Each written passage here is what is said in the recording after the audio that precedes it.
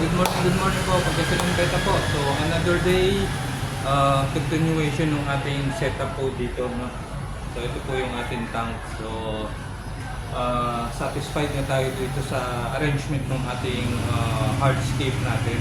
So, cascading hardscape natin.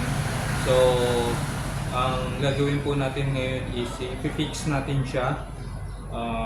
Lagyan natin ng support to sa ilalim para hindi siya lulutang. At the same time, i-fix na natin itong ating setup dito. So, lagyan na natin siya ng pandikit para hindi na po sila maghiwa-hiwalay.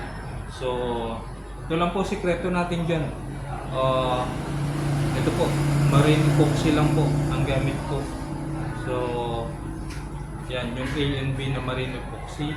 So kung merong gray, mas maganda po para natural yung look niya. Pero kung ganito ang gamit natin, yung medyo pink, nilalagyan ko siya ng either coco peat or buhangin po para magmukhang natural po, hindi makita yung kanyang pink na pandikit. So yan lang po muna ang gagawin natin. Within 2 to 3 hours siguro matuyo na to. Then, lagyan natin ng substrate niya. So, naghuhugas na rin ako ng substrate niya. So, ordinary buhangin lang gagamitin natin. So, yan po. Panoorin nyo lang kung paano ko siya lagyan ng ipagtikit-tikit itong ating para maging mukhang isang complete drip wood lang po siya. So, yan po.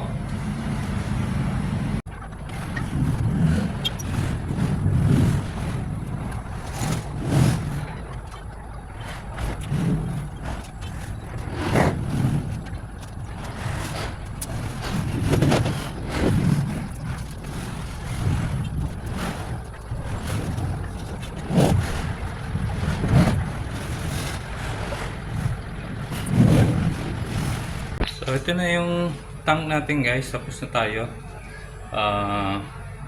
Nalagyan na natin lahat ng pandikit siya. So makita nyo parang isang buong drip wood na lang siya. Closer look tayo. So ito po yung kabilang dulo. Make sure talaga nakasecure siya para pag nilagyan yung tubig hindi siya lulutang. So ayan po. Then itong pinaka base nya, yan, lagyan natin ng mga pauto, kabigat. At the same time, dinikit natin yan. Yan. Medyo messy pa, pero mamaya naman kasi matakpat din ng buhangin yan. So, ito yung connection nila. So, makita nyo parang buong kahoy na lang sila. So, ayun po.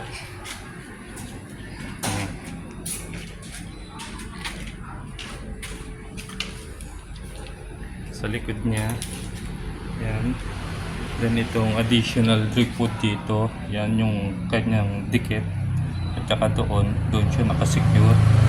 Then dito sa likod, yan po, medyo messy, medyo malambot yung marine epoxy natin. Pero pag natuyo yan, okay na siya.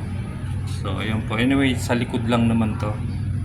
So ayan po, hintayin lang natin to mga 2 to 3 hours. Pwede na rin natin ilagyan ng substrate siya. Ayan po siya. So, ito na po guys yung ating tank.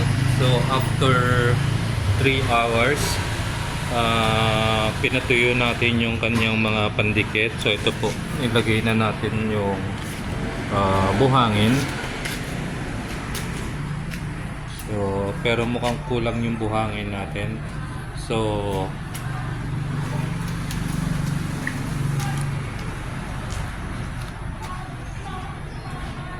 po. So, most probably ito is bukas na natin ututuloy. So, ang planting niya bukas na po natin siya gagawin. So, ang kailangan lang natin gawin ito is dagdagan ng buhangin and then magpa-plants na tayo bukas. So, ngayon po guys, natapos na natin yung tank natin. Na-fix na po natin yung ating hardscape dito. And then, naglagay na rin natin yung buhangin niya. So, bukas na lang natin gagawin yung planting natin dito sa ating apartment. So for the meantime, yan lang po muna. So part ko na po yung ating pagtatanim ng halaman. So again po, Pangasinan Beta lang po. Like and share po yung ating Facebook doon, yung